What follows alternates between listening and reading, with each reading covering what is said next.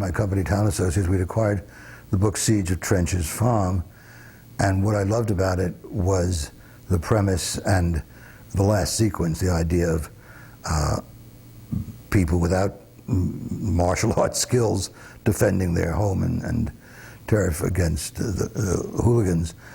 And I had worked with Sam Peckinpah before on some television specials that I had done, and asked him if he would. I called and I said, "Would you like to direct this, adapt and direct it?" He wasn't available for adaptation; he was doing something. But I said, "Would you like to direct it?" And he said, "I'd love to, but I should tell you that I'm blacklisted. You may not want to use me." And I said, "It's all the more reason I do want to use you." And I had asked David Z. Goodman, who I had worked with before, to do the adaptation, and then he and Sam did the final shooting polish together, with a big contribution from Dustin.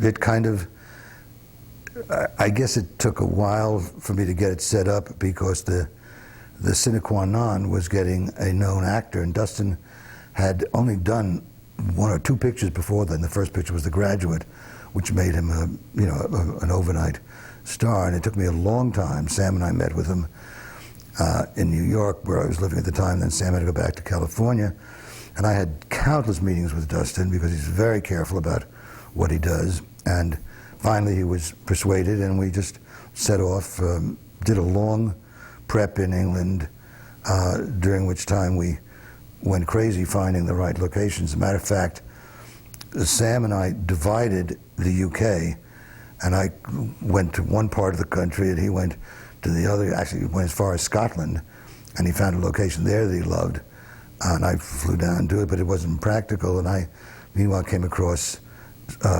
St. Ives, which I thought was this marvelous small English fishing village, and quaint beyond the word quaint, until I wandered in it the first day and turned a corner, and there was Hepworth sculpture. It turned out there were major international known artists who were living there. But anyway, we scouted it. Sam came down, we found the specific locations, and then actually shot in a little village outside St. Ives called St. Buryan's, which consisted of one street and a few pubs. And that was it. We never had a title we liked. We know we didn't like Caesar Trench's Farm, because nobody knew what Trench's Farm meant or was. And as any time you have to change a title or find a title, it's always horrendous. And finally, I organized a contest among the cast and the crew and anybody who, the waiters in the hotel, saying anybody who can come up with a title, we had some kind of prize for. And actually it was one of the crew, one of Sam's old friends, who came up with the title, which is a quote from Lao Tse, and it has no particular meaning, but it just sounded, it's so ambiguous that you're going to read anything into it. And it also gave us a real key for the artwork and everything else. And so it's hard to remember that a picture was ever called anything but Straw Dogs. The idea, it was at a time where the dilemma of the lead character, played by Dustin Hoffman, of David, confronting the violence in America after Martin Luther King's assassination and Bobby Kennedy's. It was a time where we all felt so strongly about violence, and it was the opportunity to, while providing excitement and entertainment, to make a statement about, be able to make an anti-violence vehicle was particularly interesting to all of us, particularly to me. It was always a problem in Sam's later years, even when I'd worked with him earlier, and he always vowed that he was stopped drinking and he was only drinking wine and he was not going to drink anything by the shoot. And he did go on shooting, and at one point I remember drinking rather during the shooting, and I remember one point saying to him I would have to replace him if he kept on drinking, and he said, "You wouldn't do that, you're my friend." And I said, "It's because I'm my friend, your friend, I would do it." And at one point, he got sick, not from drinking. He got some kind of upper respiratory infection, and we had to put him in the hospital for a couple of days. So there was a rumor that that we had to be hospitalized because of drinking, but he had some form of walking pneumonia. But he always had a thermos of coffee, you know, next to him as he was shooting.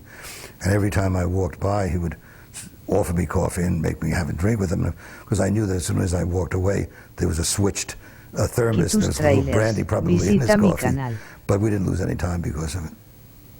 There was some agitation, probably, as I would think as I reconstruct it, from the distributor and the insurance company, the film bonding company, because once he was sick, there was nobody knew how long it would take to get better. So there was an agitation, and Peter Yates' name came up because he was a terribly talented guy whose work we all knew.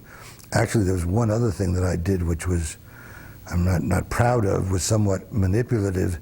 As we lost a couple of days, there was a director in London who was not a terribly admired man, but somebody that the film bonding company would use if they ever had to take over a picture.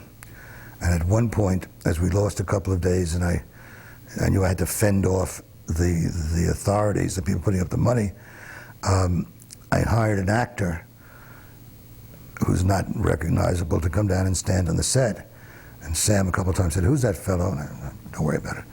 And by the third time when he says, "Sam," at the end of the day I said to him, "I guess I have to tell you, there's a real worry about our going over, and this is a director that they'll hire to replace us." And suddenly we picked up speed.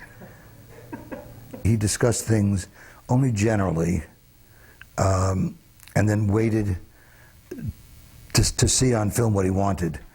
And, you know, within the parameters of his intelligence, that's where I felt he did provoke a performance.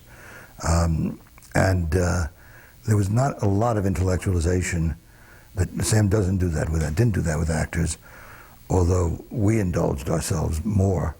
But I think Sam was always a little bit embarrassed at how intelligent he was. He was really quite intelligent, very intelligent, and very well educated. But I think the myth of Sam is the last man with guts and integrity in the film business, and the last man with the pure American Western ethic, was something that he kind of got caught up in. Actually, he came from a long family of judges, and was very, very well educated. Dustin Hoffman is an enormously creative and internal actor, and the contributions were, you know, all through the film, less in the actual writing than in moments of dynamic playing. And also, very often there was the moments in dialogue that any good actor makes his own. You know, has to state in his own vernacular. And Dustin was particularly creative and inventive. He had difficulty working with, Dustin had difficulty working with Sam, because Dustin is one of the great internal so-called method actors, and everything must have a rationale, and there must be real reason for every piece of behavior. And Sam works very intuitively and is less articulate, and I always felt that Sam, as his directing technique, rather than verbally eliciting a performance, would provoke a performance. And so it took Dustin a while to get used to that way of working, because he was used to discussing everything at length. Finally, everybody found a way to accommodate each other. Actually, the only choice. He was so right for it that I frankly don't know where I would have gone as an alternative.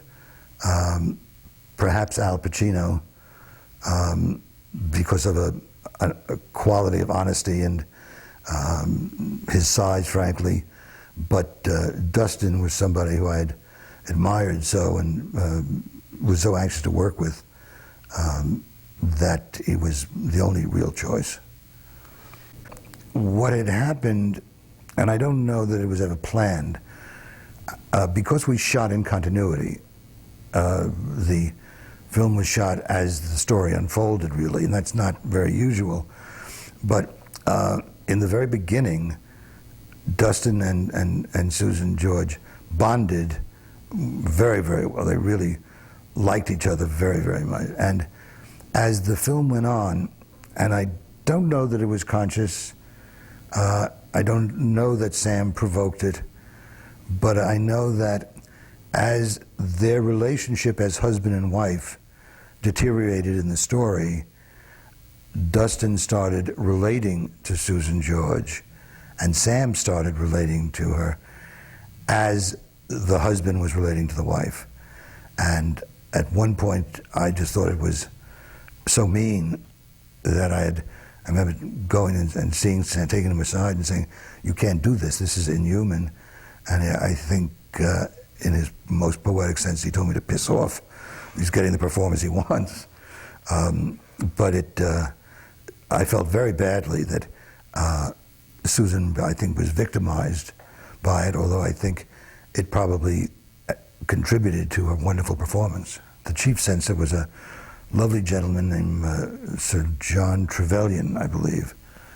And when we had gotten a print close to our release print, I remember going back and standing over the moviola, the film equipment, with Sir John and a man named, I think, Stephen Murphy, who was an associate of his, running the rape scene, those few moments of one sequence, to convince him that what we were looking at, what he was looking at and worried about in the rape scene, was rear entry and not sodomy.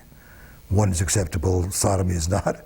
And so that was a very ludicrous scene. And finally, we did get released initially in London and caused enormous controversy. And then I think the film was pulled after that. And I think this is probably going to be the first time it's available to the broad, to the country outside of London.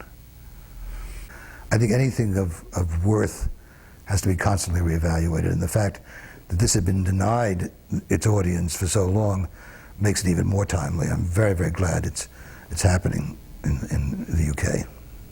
You ask if I envisioned the film when I went to work on it as it ended. In general sense, sure, not the specific moments you can never envision, but the impact and the sequence and the basic story was what I'd hoped it to be. And really working with David Z. Goodman, we kind of forced that to be the story. And then when Sam came aboard, he and David worked on the actual dialogue polish and all of that. So it was very much what I hoped it to be and exceeded my wildest expectation. I was and am very proud of it. People have commented, asked about Sam's violence and have accused it of being almost pornographic. I would disagree, and I would probably say that pornography is in the eye of the beholder. I think to the degree that it's so powerful, so viscerally affecting, people have made that comment, but I think it's balderdash. Whatever balderdash is. I think it's nonsense. The one thing, other than the title, that hadn't been resolved before we actually started shooting were the very last moments in the film. And it was, in retrospect, quite wonderful and stimulating, because whenever there was any downtime, Sam and I, and then Sam and Dustin and I, and Sam and David Goodman, the writer, and I would discuss alternative endings, not changing the substance at all, really the very last moment. And actually, it came, I'd love to say that we all had a creative flash, but it was actually while Sam was shooting the last moments of the film, where Dustin Hoffman drives off with Susan George and David Warner in the car, and David Warner said, and it was to be originally the last line in the film, "I don't know my way home," and Dustin ad-libbed, "Neither do I." And the moment we all heard it, we knew that we had a powerful last beat. But that was there was no substantial, no substantive deviation from what we'd always conceived. The people have said because David Warner played with a decided limp, and people have read into it some great symbolism, then compounded by the fact that T.P. McKenna, who played the town authority figure, played his arm in a sling. Well, David Warner had broken his leg shortly before we hired him, and so we knew about his limp, and Sam and I had given a kind of party for the cast and crew just before I think we left the location, after we were rehearsing, and TP, while performing a song on top of a table, fell off and broke his arm. And so he played that in a sling. Again, great symbolism. Every shoot is difficult and every shoot is wonderful. I don't remember it being any more difficult. It was the first film that I had ever produced. I'd been producing in television before then. So it was a great learning experience for me. And working with Sam, I had picked up a lot of insight about editing, and I had studied that at NYU before. But it wasn't particularly difficult other than the time constraints. I think the whole budget was no more than $2.4 million. I don't remember how many days it covered, but it's never enough. And schedules always expand to fill whatever is available anyway. And so there are a couple of days when I was jumping a little bit ahead of the shooting unit.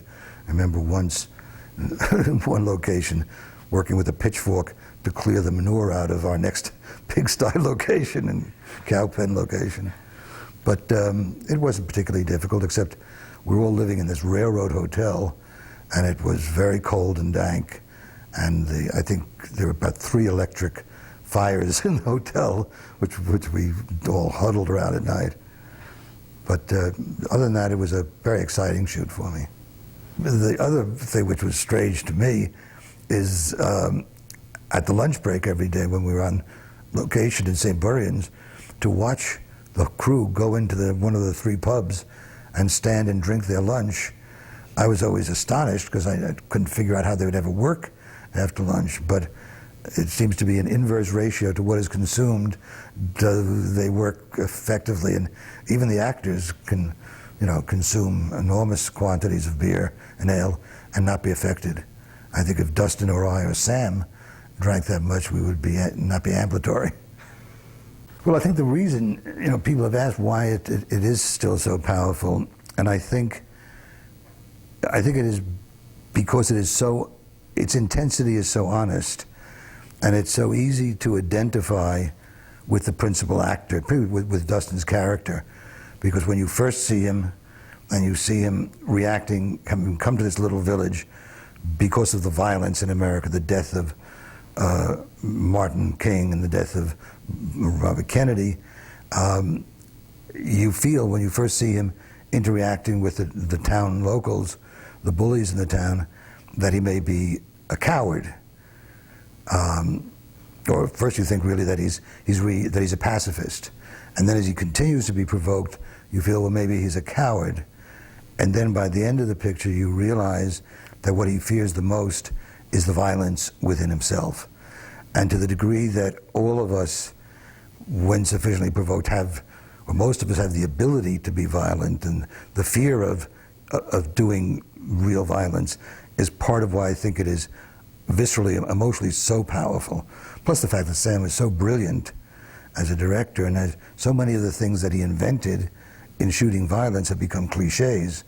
At the time, I'd never seen violence in slow motion, particularly when he was shattering glass, etc., shattering windows. Well, by now it is such a cliche that it's lost so much of its power, but he set the tone in this picture and in The Wild Bunch, another one of his great films, for techniques that have been copied by so many good directors.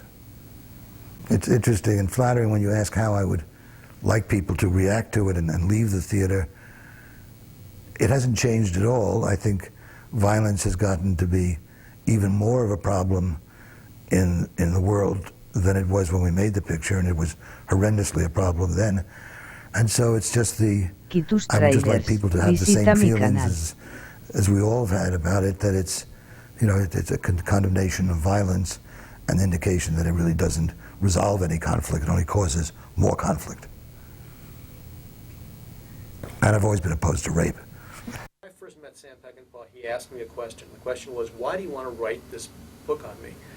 And I said, because, Sam, I believe that in 100 years, if we're still able to show films, your films will still be shown. I think that, and among them, Straw Dogs, Wild Bunch, Ride the High Country. I mean, they only made 14 films, but each one of them, I think, is really worth looking at. Some are extraordinary and deserve to be looked at over and over again. And Straw Dogs is one of those. It has so many subtleties within it. It's rare to find a film which exists on so many different levels that you can watch it a number of times and get something new each time you come to it. And that's what you get from Straw Dogs. We wound up ultimately striking a friendship that really lasted for a long, long time. But Sam tested everybody. Sam was absolutely the most difficult person. He wanted you to prove that you really loved him. And the way he did that was to make it as difficult as humanly possible for you to express that. And so we would wind up, I mean, to give you some idea of how it worked, after I had finished writing, I wrote the first 6 chapters of the book, and I sent it to Sam, and I sent it to his brother, Denver, and who was the Superior Court judge in Fresno, California. And Sam, I didn't hear from at all for a long, long time. But Denver got back to me immediately, and he said, "You've got to come out here. I've got to talk to you." So I was in Chicago, so I flew out to L.A. and drove up to Fresno, and I walk in, we sit down, and first thing out of Denver's mouth is, "You're being entirely too kind to this man." And he proceeded to point out what was right and what was wrong with what I had written.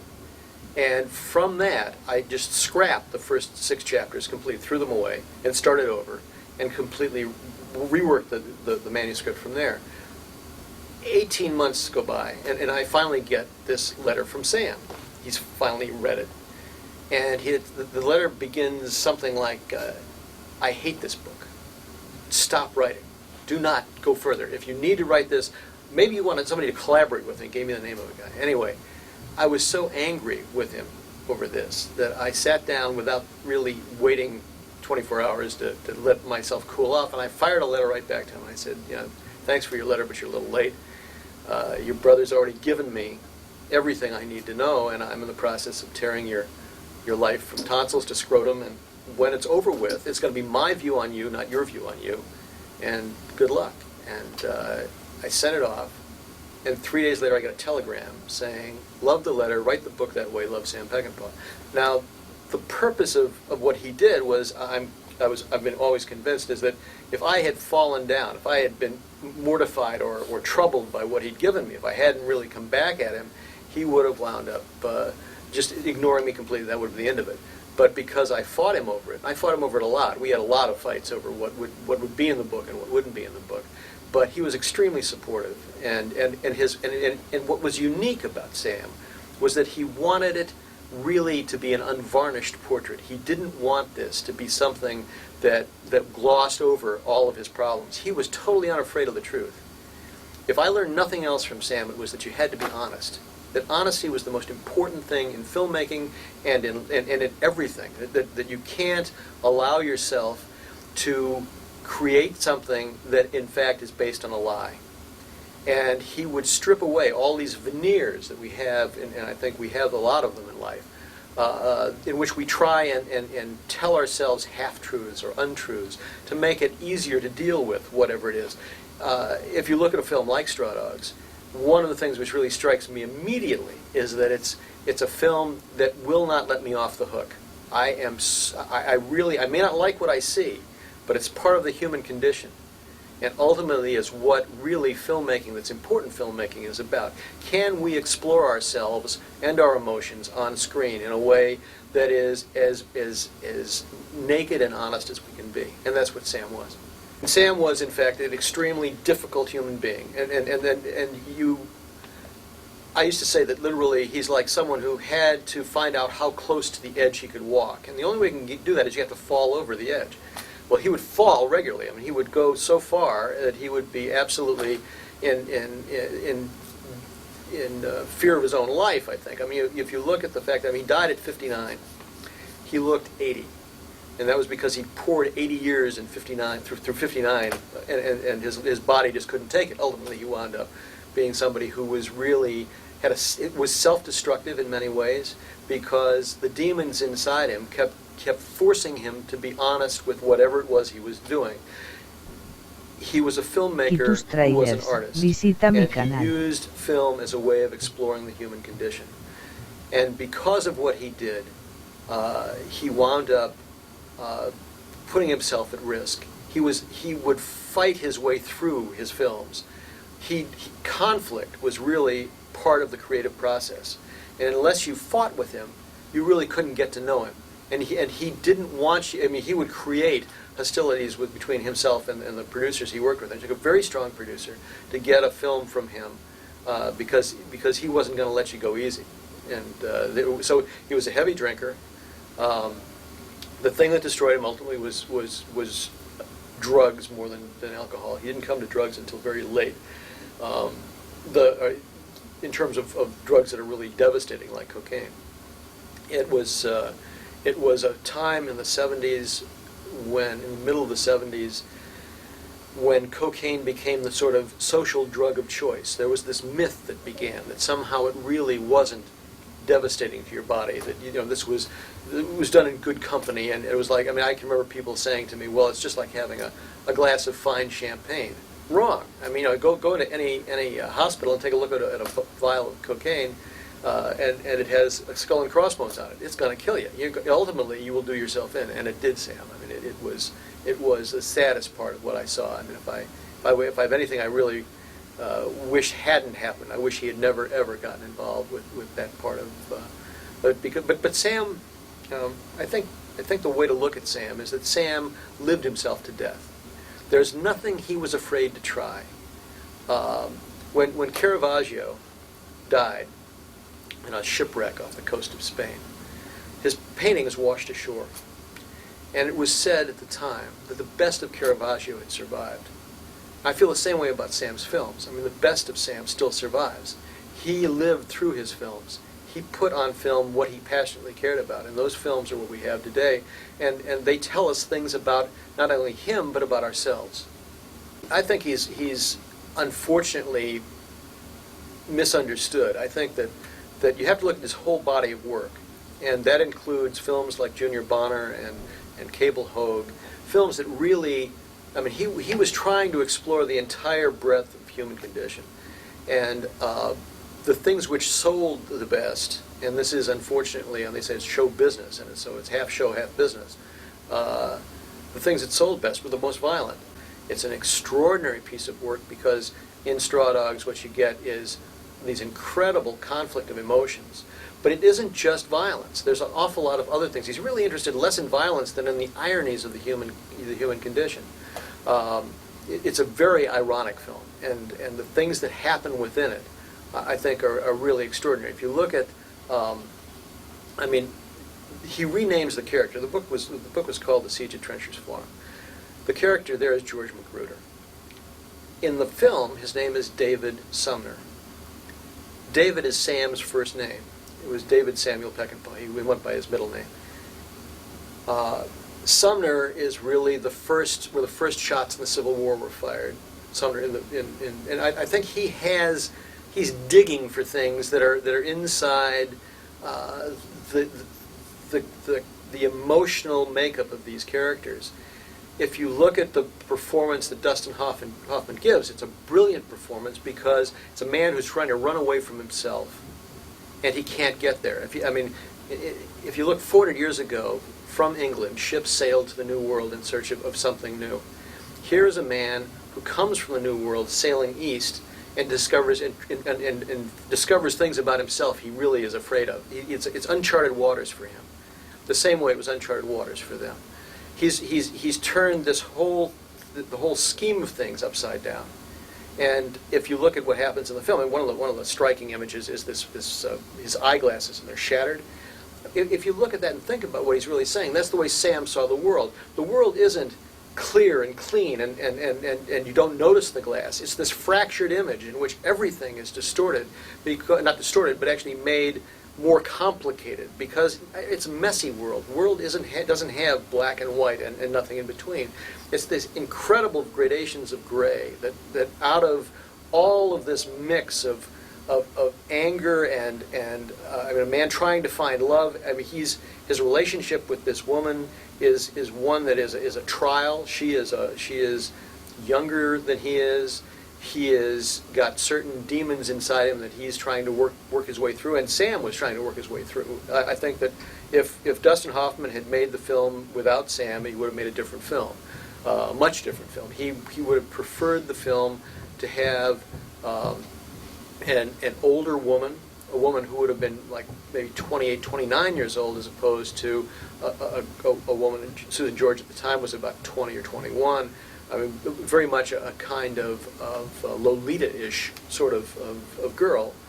And that relationship between this man who is not completely honest with himself and this girl who's brought him back with her to this hometown where she grew up, is one which ultimately forces him, despite himself, to find reality, to find the truth.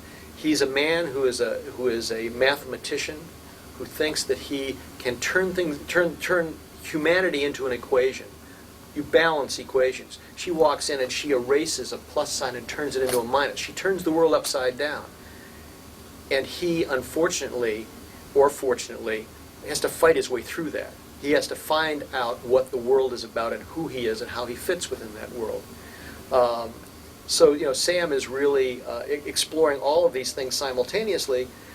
He finishes Straw Dogs, and while it's still being cut, he brings the editors and everybody over to the United States so he can shoot Junior Bonner, because he has a deadline. Junior Bonner is based around the Prescott Rodeo, which takes place on the 4th of July.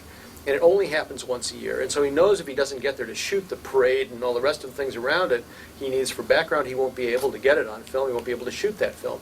He really wants to make that film. Now, Junior Bonner is the antithesis of Straw Dogs.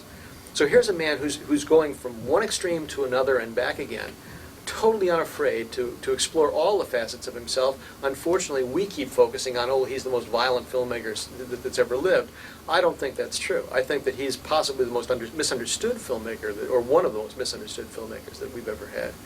But I think that the more you look at Sam's films, the more they speak to you, and the more of the layers you begin to get through. You see things every time you see a film, whether it's Straw Dogs or Junior Bonner or Wild Bunch or whatever it is, there's always another thing you discover.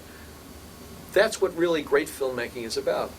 Sam was a master editor. He really understood how to grab the moments. If you look at his films, they really have an enormous number of cuts, because he really is looking for just a touch of something here. There's just tiny things. He was always looking for details, things which expose the humanity of the characters to the audience, things which you would not necessarily even see in a conscious way, but in a subliminal way they would work on you.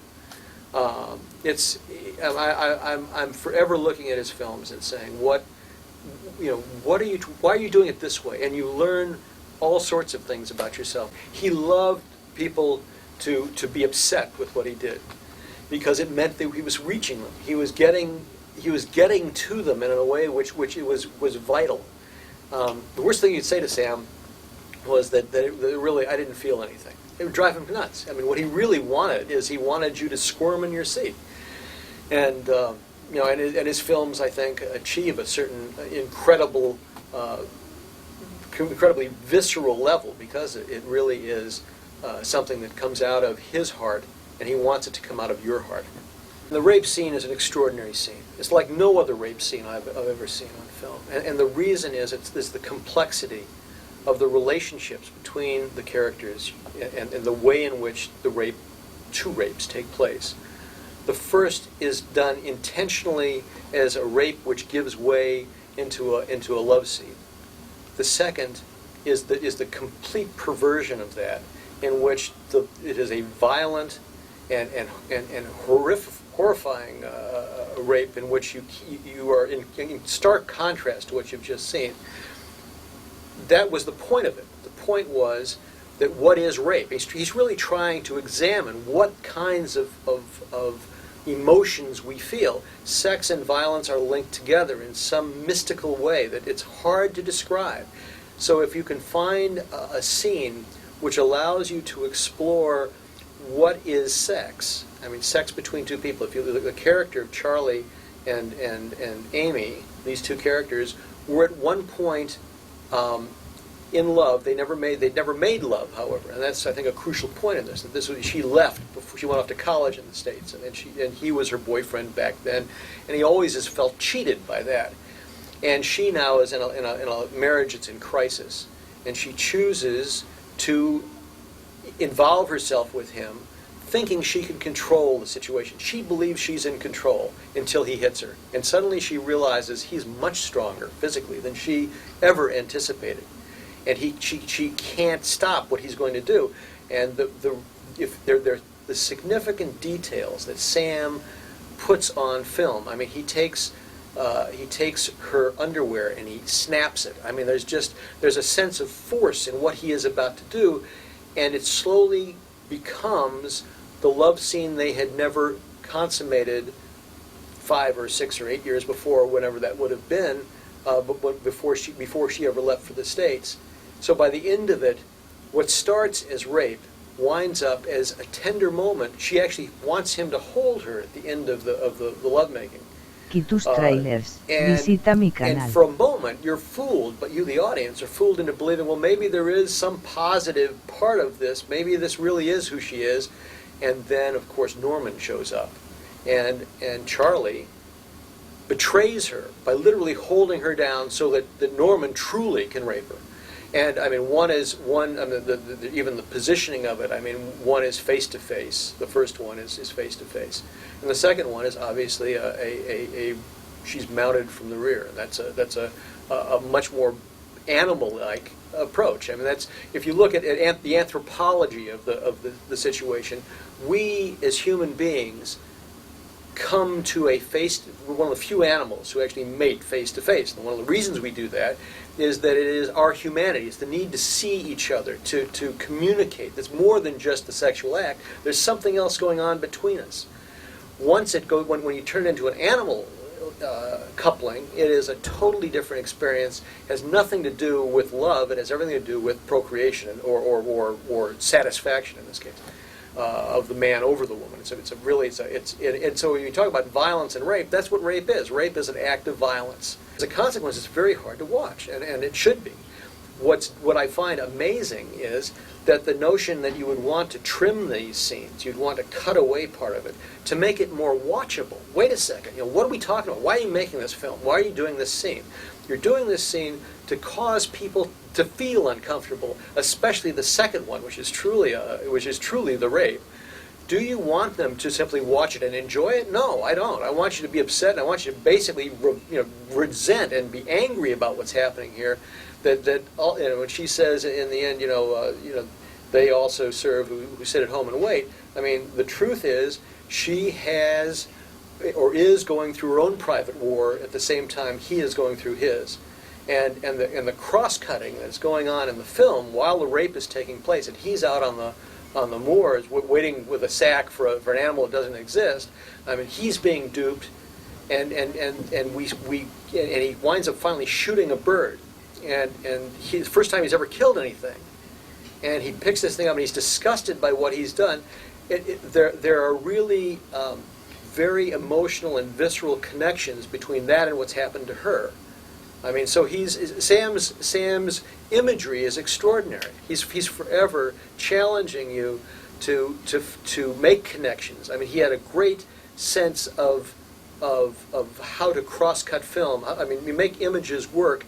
If you look at the rape scene is less visual than it is really told in her face. If you look at what she is feeling, I mean, we see her, and it's an extraordinary performance. I mean, Susan George has never been better than she is in that film. And one of the things that's really amazing about the rape scene is that we see her run the gamut of emotions from things she's in control to fear to Quitus pain Trailers, to horror visita mi to canal. finally to softening into love, and then true horror. I mean, where all of a sudden this whole thing is at the end turned over again. It's what's in her face that's important. It isn't what's in her body. I mean, yes, I mean we do see certain details. There's a certain amount of nudity, but nothing like really what is possible. It's what's in your head. The reason people have problems with it isn't what's visually on the screen. It's what they're thinking about that's driving them crazy. If someone sees the rape scene and is excited by it, they're supposed to be. It is a sensual scene. It's very difficult to separate violence from sex in that scene. To say that we should ignore it is to say that somehow we're going to put blinders on and rape isn't going to exist anymore. That's not true.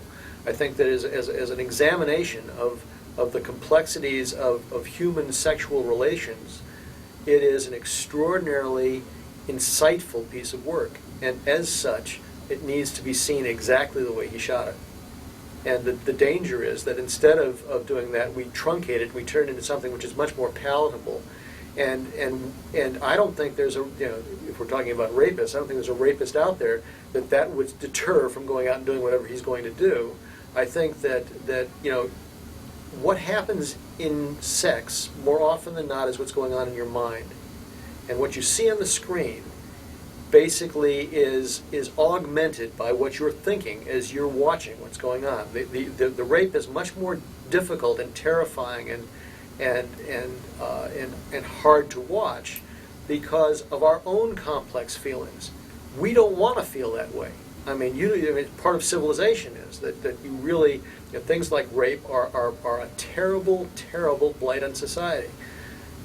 But if we ignore them, if we say they don't exist, if we say we can't talk about them or present them in some artistic way that it allows us to examine our own feelings, then I think we wind up ultimately falling into the very, I think, very wrong-headed position that we can censor ourselves and censor our feelings, and therefore we can turn life into something it isn't. There won't be any great films if we're doing safe things. I think you constantly have to challenge yourself. You constantly have to say, I want to make something because I'm not sure if I can do it. And Sam was always doing that. He was always taking you to the limit, and sometimes over the limit. Sometimes it got you to the point where you think, God, stop this man before he really, he does something truly terrible to all of us. But it was a wonderful thing that he was doing, and he passionately cared about what he did. The films he left behind will be with us forever, I think. I mean, I think as long as we can show films, those are the films you're going to want to see. I went down for my first meeting with Sam Peckinpah at Twickenham Studios. Now, I'd already shot a movie called Strange Affair with Michael York at Twickenham Studios. It wasn't a foreign place for me. I knew the studio well. I felt very comfortable going there again. I went up to the offices where I'd been many times before. And I went to Sam Peckinpah's office. I there met for the very first time a lady who was to become a lifelong friend of mine called Katie Haber, who was his secretary at the time. And there she was sitting, typing outside and taking phone calls. And we said hello, and she said, I won't keep you a few moments, and Sam's ready to see you. And I went in and saw him. Blue eyes. I remember the very first memory I have of Sam Peckinpah was blue eyes, piercing blue eyes, and very, very confrontational. That's the very first thing I remember about him. He was direct. There was a kindness to him that I thought was instantly recognizable, but there was also an aura around him, whether that was something I'd been told or something I felt, I don't know, but it was a pressure meeting him. I remember that. It was quite terrifying. And he was lovely to me, but as I say, very confrontational, and we seemed to get on very well. It was a brief meeting, and when I left him, he said he would like to meet me again. So I knew that I was in for a second chance. So, I mean, there was interview after interview after interview. And each time he was testy, even more testy. Each time he was a little more personal. I responded to him as a director, as somebody that I thought I could understand, and I could work for. He was intriguing, and he tried to be very threatening and very frightening, but I wasn't frightened by him. I found him interesting, and I liked our meetings, and we had many, many, many meetings. International stars were not something that you met on an everyday basis or knew or came to know. So I didn't really know very much about Dustin Hoffman, apart from the fact that I had seen The Graduate, which I thought he was absolutely sensational in. And I thought he was incredibly sexy and a gorgeous guy, and so I really looked forward to meeting him. I remember initially, my gut feeling as I met him was that he was tiny. I couldn't get over how small he was. I thought he was some sort of huge hunk, but he was quite petite. I was terrified when meeting him, but he was a really sweet man with a huge sense of humour that was evident immediately. Sparkle, twinkle in his eyes, completely, you know, disarming, slightly disarming. Loved that. He loved that. He loved to be disarming, and he knew he was. He would take you on, and his intention was to make you feel disarmed, and he did it very well, and I loved it. I responded to that, and I enjoyed it. And it was the same thing all the way through the movie. We had a fantastic relationship within the movie, the same thing, from emotional turmoil and sometimes huge sparks and incredible chemistry, which is what it needed to make this film work, to mammoth laughter of huge proportions that went on for days, which he instigated and I responded to, which is fantastic, because I think I'm basically I'm full of humour and laughter. I like to think that anyway, and he was too. So we got on famously. The worst part of all my meetings and the test and everything was after I had tested, because I knew now I'd put myself on a line. I knew now how badly I wanted this thing, how badly I wanted this role. It becomes, as it does for every artist, at this point it becomes a matter of life and death. Of course it's not, but it feels that way, you know. It was so important. And then I was called back to the studio, and I wasn't told it was a final issue or that I was going to be cast. I was just told there was one more meeting still to be had. So I went along to the studios. I walked in, Katie was my old friend by now, and I said, "Hi, how are you?" It was great to see you. And as I was talking to Katie, she was on the phone, and she was involved in it seemed like a difficult conversation at the time, and that she didn't really have time to talk to me, so she sort of waved at me, okay, in a minute, and continued with her conversation. And as she was continuing with her conversation, I noticed that the door to Peckinpah's office was slightly ajar. And I thought, I wonder if I should go in or not. And she turned her back on me. She spun round on the chair and turned her back on me, which made it even more difficult. She was now on the phone, the door was slightly ajar, and it appeared to me that there was also people talking in this room. So I sort of hedged towards the door, and I moved the door just a little to see if I could see in the room and see if anyone was expecting me. And there was a heated discussion going on, extremely heated. 3 men and loud words and a lot of waving of arms. And I felt embarrassed. I was caught between a rock and a hard place. I was half in the door, half out. I didn't know whether I should now go in, because I thought they were aware of my presence. But they didn't seem aware, because they didn't stop talking and they didn't stop arguing, which I found extraordinary. So I stood in this sort of gap of the doorway, watching these 3 men, 3 grown men, Dan Melnick, Sam Peckinpah and Dustin Hoffman, I realised is what it was, all having a heated discussion.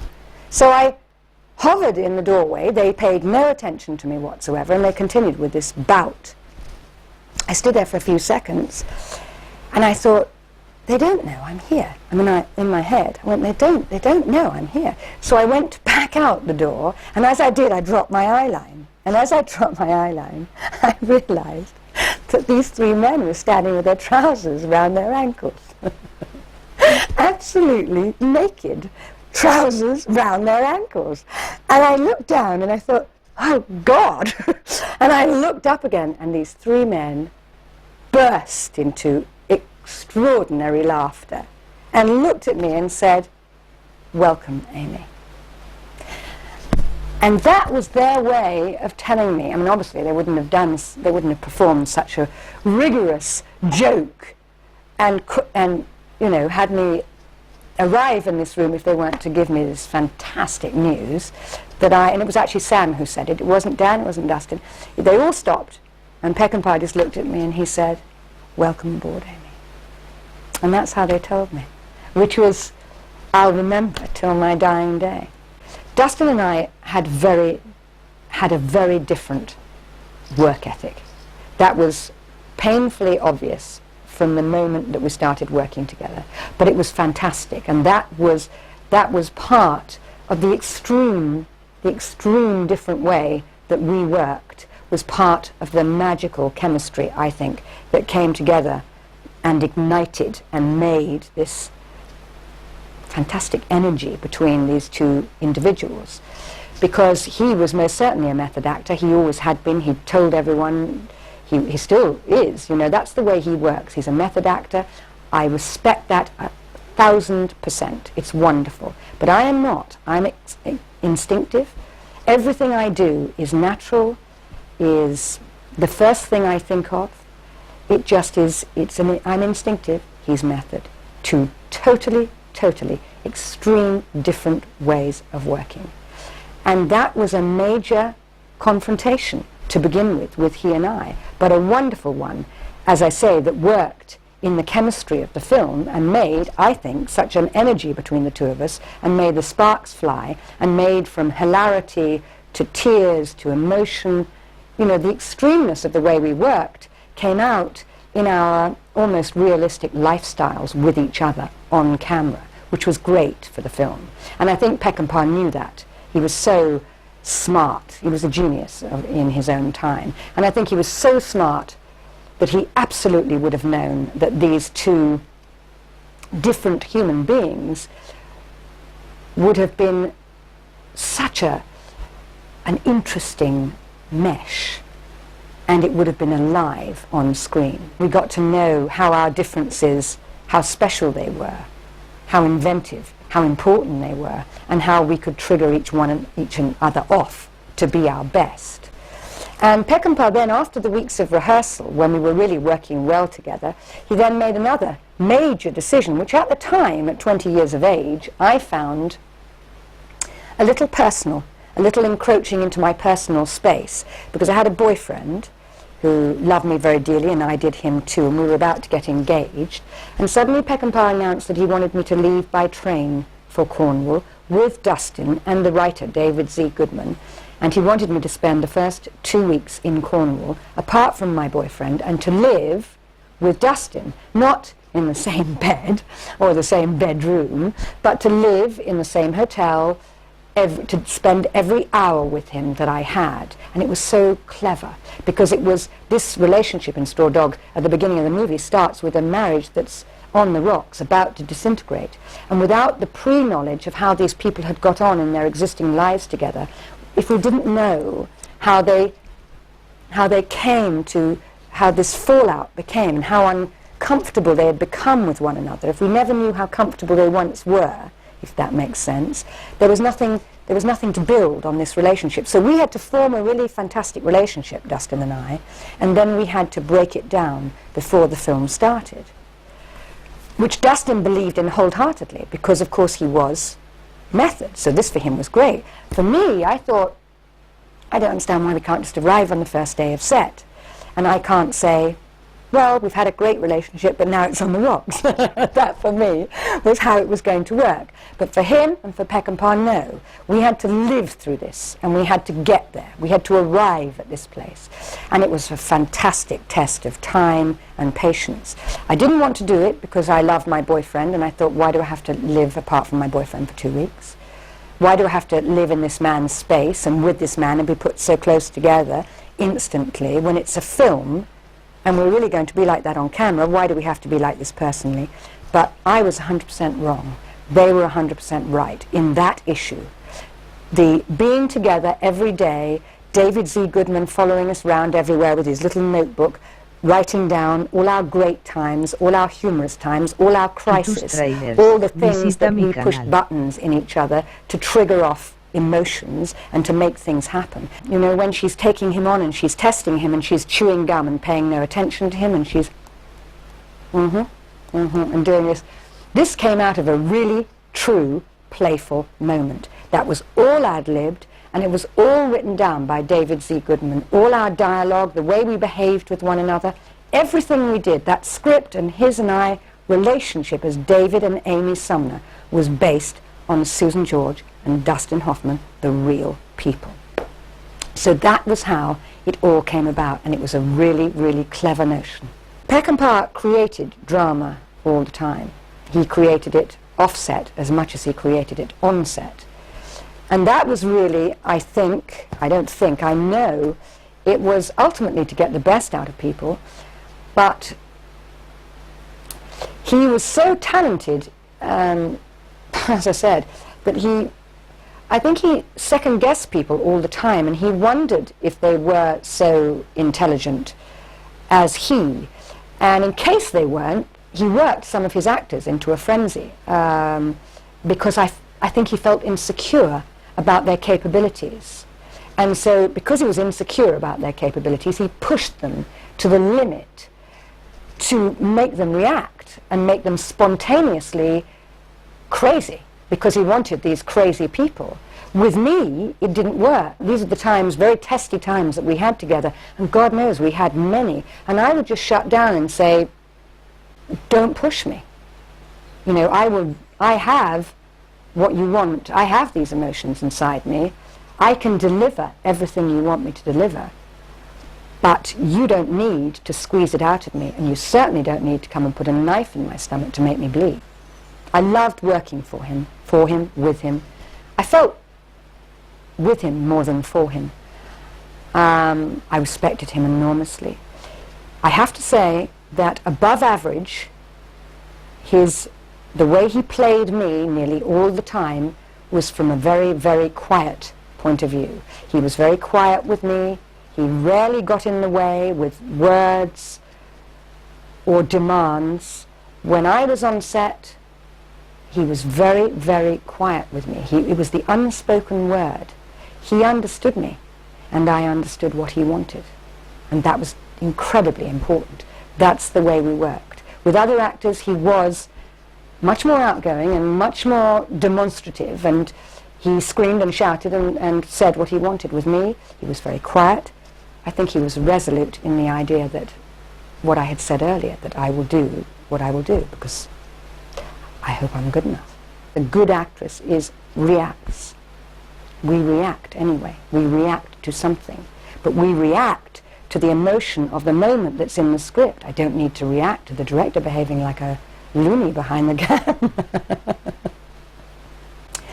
It's a really long story as to whether I walked off the movie or I didn't. I did, most definitely. Sam would not discuss the specifics with me. He kept skirting around it all the time, and I kept asking Dan Melnick all the time, somebody has to at some point tell me exactly what is required of me so that I can at least have time to go home and think about it and think about what I'm able to do, and if indeed there's anything that I'm not able to do, so that I can discuss with the makers of this movie how to get round anything that I think is too uncomfortable for me. I could never get that answer. Nobody wanted to answer that question until the day the rape scene was literally, excuse the pun, on top of us. And I asked these questions of Sam, and the answer was that he wasn't prepared to give me definition of what he required. I would just have to wing it all on the day, and which I said I'm not prepared to do. I need to know, because I was frightened. I mean, I was obviously frightened. Yes, I'd committed to do this film. I'd read the script through and through and through. I'd gone to all these auditions. I knew what was required in terms of a rape scene, but that's really all it said. It never went into the specifics on paper. So I needed to know what was required of me, as anybody would. And they were not prepared. He was not prepared to give me that. And it did come to blows, and I did walk out, and I did say if he wasn't prepared to tell me what I was going to shoot, he actually, he gave me some rough notion on that day, and the rough notion was extremely rough, and I didn't like what I heard at all, and I wouldn't have been prepared to do what he asked me to do. So I said, on the basis of what you've just asked, find yourself another Amy. And I walked out. That caused huge upheaval, as you can imagine. And to cut a very, very long story short, there came a time when he had to come back to the table and discuss with me legitimately what he was intending to do and how we could, you know, it was just a grown-up meeting, how we're going to do this. We together, Sam and I, and Del Henney. How are we going to make it work? How are we going to make it, you know... And one thing he did say to me was he wanted it to be the best rape scene that had ever been shot. And the one thing that I said to him in return is, I would like to achieve that for you, and I will endeavour to do so, but on my terms. I told Peckinpah that he needed to trust my ideals and my view of this scene, and seeing as I was the actress who was going to be reenacting this situation, he only needed to look at my eyes, and if my eyes didn't convey enough to him of the fear and the threat, then I wouldn't be good enough. So he had to trust that I was able to convey the message that he wanted to convey. And that he had to believe in me. And if he would allow me my space and my time, and if he would use my eyes to tell the story, if it then wasn't the best rape scene that he'd ever seen in his life, then we could talk about it. And so he agreed to do that. It was a mammoth compromise from his point of view. He agreed to do that. I was not allowed to see the rushes, and we had not been good friends since the day I'd put up any fight. He'd almost said nothing to me, nothing. I mean, as I told you, we rarely said anything. I knew what he wanted, and that I was able to interpret what he wanted, and that was a great feeling, and there was always a big smile for me at the end of the day from him, which gave me which was the gratitude, which said, you did it for me. Now he walks across this tarmac with these piercing blue eyes and this confrontational look and this severe, severe look on his face. And he walked up to me and he stood in the courtyard and he said, put out his hand and he said, you got it. And that was it. There's always been endless controversy about the undeniable fact that Amy at one point found it pleasurable. That was written into the words and the intention, and I played it. That was the way Sam Peckinpah wished it to be interpreted, and I agreed when I took on the role that I would make that interpretation. And that's what I did.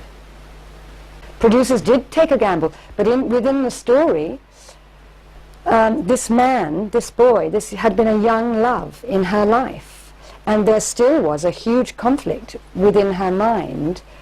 You know, her husband clearly wasn't manly enough for her in some aspects. He didn't stick up for her, he didn't protect her. She loved him passionately, it was obvious, but in some ways he was not the great protector, which is what she was fighting for. And in other ways, Charlie was the great protector. He had been when she had been a young girl. This is how I see it. This is how I interpret it. He had been when she was a young girl, and that had aroused in her enormous sexual feelings for him. It's something that most women, I think, would understand. You are sexually attracted to someone who is powerful. And clearly, David Sumner was lacking in power and commitment and could not act on behalf of his wife, could not stick up for her, could not look after her, did not see that as a strong woman and an interesting and intelligent woman, she at times needed doors opening for her, and she needed help and care. She asked for it once within the script, "I need help, David." He couldn't see that, and he couldn't bring to the table that power in a man. And unfortunately, that's the man she'd chosen to marry. So Charlie, the character of Charlie, was a powerful man, and he was rough and ready, but he protected her. And all of a sudden, she was back with him again for one small moment. It was nasty, it was unkind, and all of a sudden, it became more than that. For her, it became loving and protective. She got lost in the moment, got lost in the man, and her feelings became less than cold. They never realized the controversy of the rape scene until it actually came out. As I say, he was a genius in his own time. There'll never be another Sam. He was a one-off. I hope he's still directing up there, because, you know, there are very few and far between this special individual. He made a great job of this movie. I will always be enormously proud of Straw Dogs. It will never go away. I never want it to go away. People always say to me when they start interviews, it's always brought up, and they always ask me if I mind. How could I mind? It was a turning point in my life, in my career. I became internationally known for it, which is any artist you want to become. You want to sweep across the board. You just don't want to be a star in your own country. You want to move on. So for me it was fantastic. It has become my middle name. I mean, I know that. But it's great. I love it. I'm proud of it. I always will be.